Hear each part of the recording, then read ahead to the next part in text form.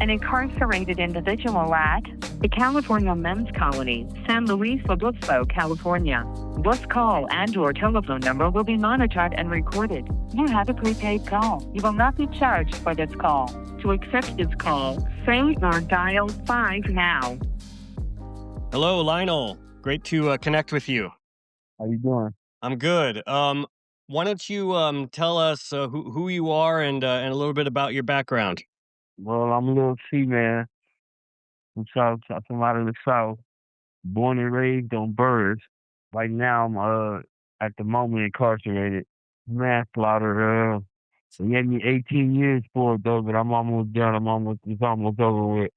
So, for people who don't know, there's two crews of Southside Crips. There's the Burris crew and the Glencoe crew. And those are street names in that neighborhood. Burris crew, which you were a part of, was the crew of Keffe D and Baby Lane and DeAndre Smith and T Brown. Al Duro. A lot of people that people who watch my channel are going to be familiar with those names. And that was your crew coming up. And you're a little bit younger, so you were a kid when all the stuff went down with like Tupac and Biggie and all that. Yeah, I was 6 years old at the time, but being over there in that area, growing up, I asked a lot of questions. So, I kind of talked to my older homies about certain little things, and they gave me little details on stuff. So I kind of know a little bit. Yeah, I figured you did. I just wanted to establish that for folks just to get, what your perspective is. How did you become affiliated? I mean, obviously you were born in that neighborhood, but how did you get involved? I said born and raised over there. So, as a kid, on my way to school or just walking in the neighborhood, I used to see them. And then my grandmother, she worked at Dominion High School. So so everybody in that area was familiar with my grandma. And then they used to always hop the gate to my grandma's house and go swimming in our backyard. So that's how I got familiar with a lot of people. And then when I got older, it was just my time to get put on. And who were when you were coming up, obviously Baby Lane and Keffe D were well-known guys. What were some of the other kind of legendary guys from that neighborhood that you knew about coming up? For sure, Freaky Dre. DeAndre Smith? He was the name that I heard. Yeah, he was the name that I heard. He used to do a lot of good things for the neighborhood. So, first of all, how do you know Keffe D? Well, I stayed on Burris, and that was the street that his family stayed on, and I stayed 2 houses down from them. So I kind of like grew up under them, but everybody that it looks at me that's my age, I grew up with them. So I kind of know them. I kind of know him and his family pretty well. Got it. I'm gonna just dive into it. What have you said you've asked lots of questions, so I don't know what you've asked people over the years, but like, did you ever hear anything about, for example, a bounty on death row's medallions? Yeah, I did actually on the medallion that came up that they came across at the Lakewood Mall. And that's what that fight was about? Yes, that's what it kind of started all over. It mostly stemmed from like the gangs, the rivalry because Death Row, Death Row, they affiliate with the mobs, and so when they came across each other in the mall, it was stemming from that. But then really don't know too much about the altercation, but I know during the altercation that's when the chain got snatched.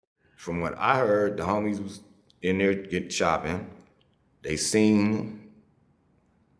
They kind of rushed him in Foot Locker, tried to corner him, right? It was two of the homies, it was 3 or 4 of them. It was another one of the homies, that wasn't in the store. So they tried to get him, and then we found out that Puffy allegedly offered him $10,000 for a death row chain. He wanted to put one in the Bad Boy video. They didn't get no chain though. So. Then this is when this incident happened at the mall. Now it's bigger than that.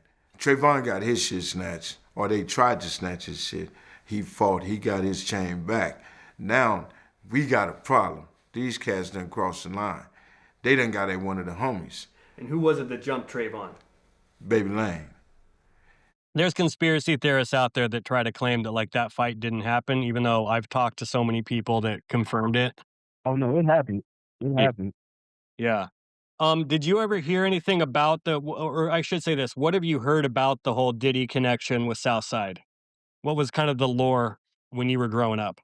Well, it was a connection, and it all started off a music video. And after that, they used my car on the video. Which car was that? The 64 Chevy I had. What color was it? Brown. It was Usher video. Puff was driving the car. Usher first song ever. He was in a Laker uniform. And he had the little kid dancing on my car when he got back. It was fucked up. And he paid to get it repainted. I do remember that lowrider. It used to be parked in front of on Burris. I remember that. The root beer brown.